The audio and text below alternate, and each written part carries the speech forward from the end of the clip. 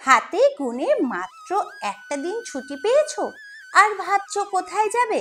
তাহলে আজকের ভিডিওটা শুধুমাত্র তোমাদের জন্য। আজ আমি তোমাদেরকে নিয়ে যাব 237 বছরের পুরনো 108 শিব মন্দিরে। এই মন্দিরে তোমরা কিভাবে আসবে, মন্দির খোলার টাইমিং কি, এছাড়াও বলে দেব বিশেষ পূজা কখন হয় এবং আছে এই মন্দিরের অনেক ইতিহাস। সবটাই জানাবো আজকে আমি আমার এই ছোট্ট ভিডিওতে। তাহলে বন্ধুরা, ভিডিওটা স্কিপ না করে তোমরা দেখতে থাকো। আর যদি ভালো লাগে আজকের এই ভিডিওটা, তাহলে প্লিজ একটা লাইক করো, শেয়ার করো, আর আমার চ্যানেলের নতুন বন্ধু হলে সাবস্ক্রাইব করতে কিন্তু একদম ভুলো না। তাহলে চলো শুরু করা যাক আজকের ভিডিওটা।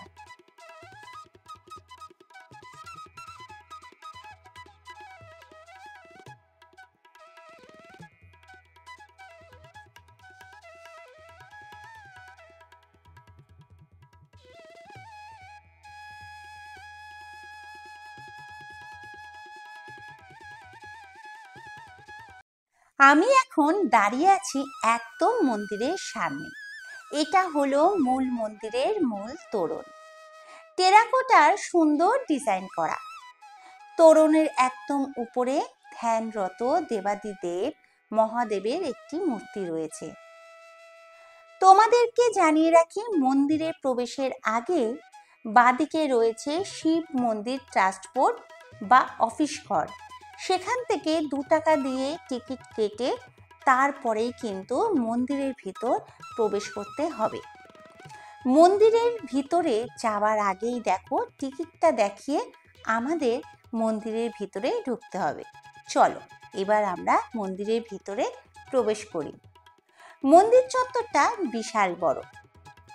ভক্তরা মনে করেন এই মন্দিরে পুজো দিলে মুছে যায় গ্লানি, দূর হয় দুঃসময়। শ্রাবণ মাসে এবং শিবরাত্রি উপলক্ষে এখানে বিশেষ পূজা হয়। উপচে পড়ে ভক্তদের ভিড়।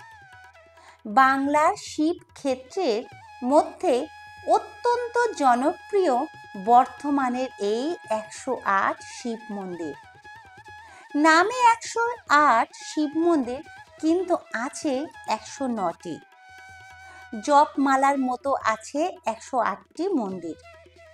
বর্ধমানের নবাব হাটে 237 বছর আগে বহু অর্থ ব্যয় করে এই মন্দির গড়ে তুলেছিলেন মহারানী বিষ্ণুকুমারী।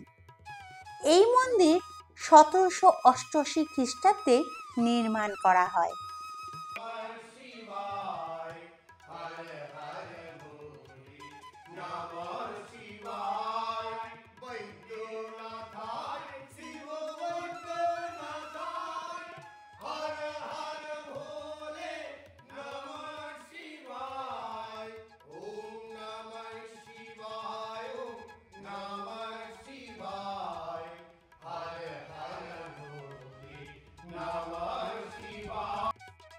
মন্দিরে প্রাঙ্গণে ঢুকে কিছুটা এগিয়েই তোমরা দেখতে পাবে বিশাল বড় নাট মন্দির। মার্বেল পাথর দিয়ে তৈরি নাট মন্দিরের ভিতরটা রয়েছে একটি যজ্ঞকুণ্ড তার ভিতর। এখানেই সমস্ত রকম যজ্ঞাদি সম্পূর্ণ করা হয়। নাট মন্দিরের পাশে রয়েছে পুজোর ডালি নেবার একটি দোকান। সেখানে 51 টাকা থেকে শুরু ডালি।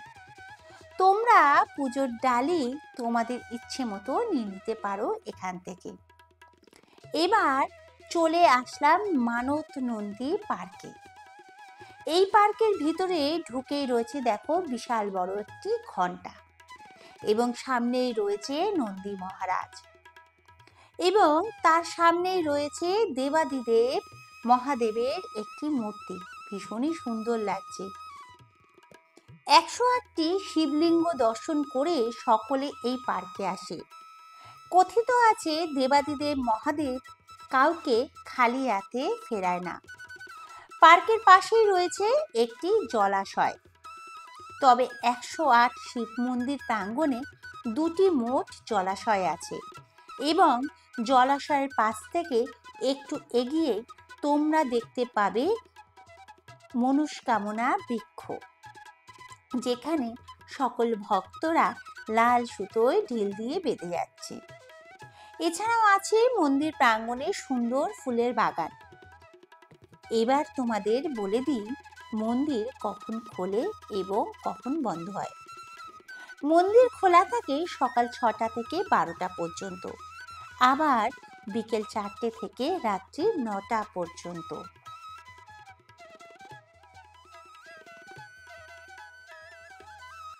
এবার তোমাদের বলি এই শিব মন্দিরের প্রাচীন ইতিহাস।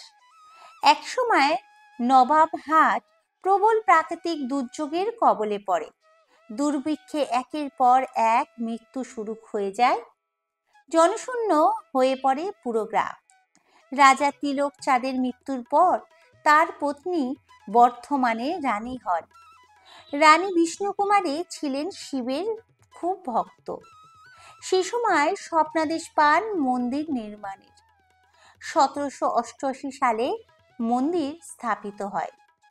মহাদেবের আশীর্বাদে সে সময় বর্ধমান বড় বিপদ কাটিয়ে ওঠে। সেই থেকে আজ পর্যন্ত সকল বিপদের হাত থেকে রক্ষা করে আসছে এই মন্দিরে আসা সকল ভক্তদের। তোমাদের জানিয়ে রাখি শিবরাত্রি উপলক্ষে 7 দিনের মেলা বসে মন্দিরের আশেপাশে এলাকায়। এছাড়াও জানিয়ে রাখি এই মন্দিরে কিন্তু কোনো ভোগ ব্যবস্থা নেই। মন্দির প্রাঙ্গণে রয়েছে সুন্দর পার্কিং এর ব্যবস্থা। 2 হুইলার 10 টাকা এবং 4 হুইলার নেয় 25 টাকা এবং অন্যান্য বড় গাড়ি থাকলে সেটার মূল্য হচ্ছে 125 টাকা। এছাড়াও মন্দির প্রাঙ্গণের বাইরে রয়েছে মন্দির ক্যাফে, সেখান থেকে তোমরা নিরামিষ খাবার খেয়ে নিতে পারো। এছাড়াও আছে জুতো রাখার ব্যবস্থা, তবে সেখানে কিন্তু 1 টাকা করে মূল্য ধার্য করা হয়েছে।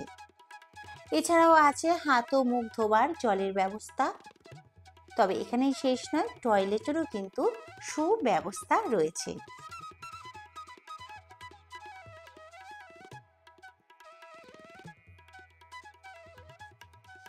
এবার তোমাদের বলে দিই তোমরা কিভাবে আসবে এই মন্দিরে। কলকাতা থেকে বর্ধমানের দূরত্ব প্রায় 80 কিলোমিটার। হাওড়া থেকে তোমরা অনেক লোকাল ট্রেন পেয়ে যাবে, সেখান থেকে তোমরা বর্ধমানে চলে আসতে পারো অনায়াসেই। বর্ধমানে এসে বর্ধমান থেকে তোমরা বাস ধরে 10 মিনিটের মধ্যে তোমরা চলে আসো নবাবহাট বাস স্ট্যান্ডের একদম সামনে। নবাবহাট বাস স্ট্যান্ডের একদম পাশে এই 108 শিব মন্দির তোমরা অনায়াসেই পৌঁছে যাবে। তাহলে আজকের ভিডিওটা কেমন লাগলো অবশ্যই তোমরা কমেন্ট করে জানিও। আর কিছু জিজ্ঞাসা থাকলেও সেটাও জিজ্ঞাসা করো, আমি অ্যান্সার দেওয়ার চেষ্টা করব। আর যদি ভালো লাগে ভিডিওটা তাহলে প্লিজ একটা লাইক করো, শেয়ার করো এবং সাবস্ক্রাইব করতে কিন্তু একদম ভুলো না। আজকের মতো তাহলে ভিডিওটা আমি এখানেই শেষ করব। তোমরা সকলেই সুস্থ থেকো, ভালো থেকো। আজকের মতো টাটা।